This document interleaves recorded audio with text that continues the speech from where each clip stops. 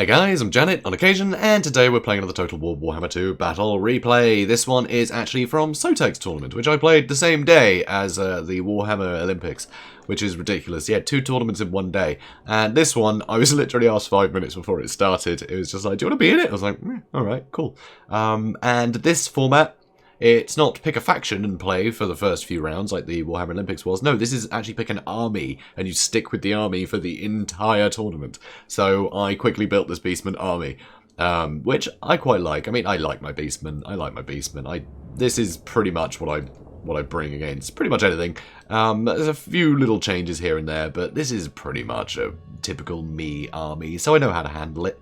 So here you can see front line of Ungor spearmen, so nice cheap and cheerful infantry with some anti-large, and I've got armor piercing and most importantly mass behind them with the razor gore. So these guys with some nice mass stops the Ungor spearmen from just being bowled over. So it's pretty great. So they help each other out a lot. So the Ungor spearmen take the hits, you know, by anything that might kill the razor gores quickly, and if it's something armored that they can't hurt, then the razor gores can take the flak. So they're a beautiful combination. I love them, especially when you can buff their attack a lot. So the Beast Lord here, he has, well, I don't even need to zoom in for him, do I? Because he's my lord.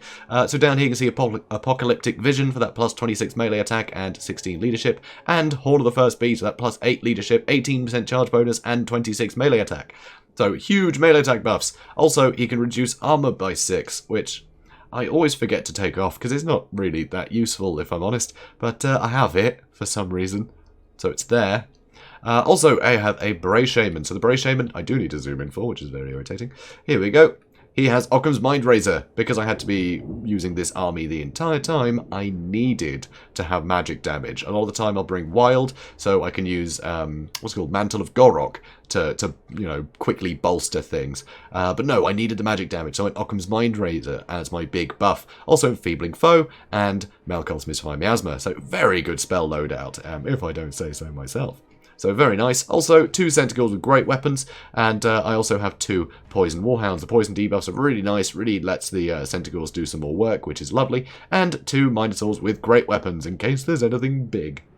So there we go, that's my army. I'm against Zach B. Sane in the first round, who went Bretonia, and Bretonia are a very tough one in this format, because you really need to tailor a Bretonia build, depending on what you're up against. But having to just pick a faction, and a build that you think might carry you for any possible matchup, it's very tough indeed. But here he does have 2 Royal Hippogriff Knights, which would definitely win him any air fights, but it's a bit tough, you know, if he can't catch out any of my units on their own. And I'm just going with critical mass here. I'm just going with a massive blob, which means it can be very difficult for him to find targets for these guys. And they have physical resist, keeping them alive. I have Occam's Mind Razor. So that's tough. That's tough. Also, he does some mounted yeomen, which are quite nice for chasing things down. He's got some peasant bowmen as well, plenty of spears and man-at-arms. Also a Damsel of Heavens, which is nice for that harmonic convergence, and roiling skies in order to debuff any flying units, again helping him win the flying engagements. And he has King Leoncoeur, and Leoncoeur is amazing. He's really good. He's got the Sword of Caron for lowering melee defense. He's got the Lion Shield to massively up his magic and missile resistances. Stand Your Ground for melee defense. You know, Foe Seeker to keep his vigor up. Oh, he's got great vigor anyway, though, doesn't he? He's a Grail Knight. But still, very, very good lord. Great armor piercing, beautiful hit and runs. He can just jump down with that huge charge bonus of 75 and just nail anything. It's great. Also, he has a Damsel of Life, so he's actually going with double spellcasters, so he's prepared for more engagements. But you can tell he really wanted this guy for the flying, you know, the flying aspect. He wanted to win the Air Force every time. Because if he was up against Vampire Counts or something that spent a lot of money on their Air Force, he could wipe them out very easily, and that would be most of the expense of that army dead. So that would be really beneficial. So, start to charge in. You can see I'm keeping my Minotaurs close. I'm not engaging with my Centicores or Poison Warhounds, or Centicores or Poison Warhounds just yet. Keeping my Minotaurs back in case I need to react to this stuff. Use a Melkos to slow them down a bit. It does some damage, but it's not full the damage, just slow them down so they can't dive me quickly enough for me to deal with this stuff. If they did try and come in, Leoncoeur would have jumped in first. But now I am throwing my Centicores in because I want to get on top of these archers, and there's just not enough in the front line to stop them. Look at the mass of my guys. I'm just pushing straight through this front line. Over here I've got Hounds dealing with the mounted yeomen to stop them from getting rear charges. And down here you can see that the mounted yeomen did charge in.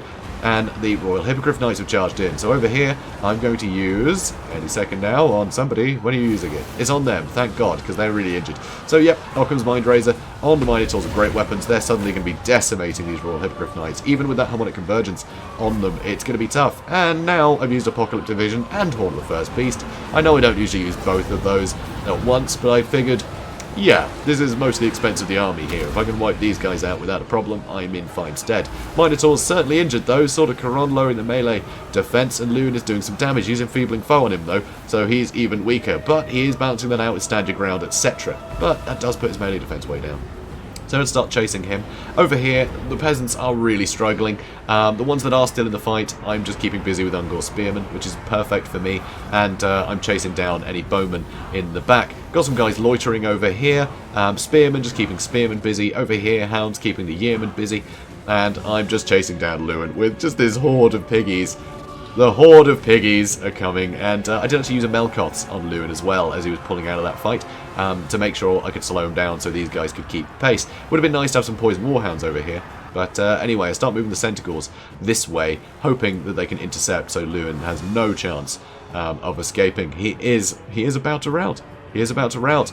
Here you can see the Royal Hippogriff Knights coming in, trying to do what they can. I'm chasing them with my Poison Warhounds, and Lewin does get away. So now I'm going to turn my attention to the Royal Hippogriff Knights. Everyone's going to charge into there. Hounds keeping them poisoned. Some of them take off, but some of them don't. And that's the problem with Hippogriff Knights.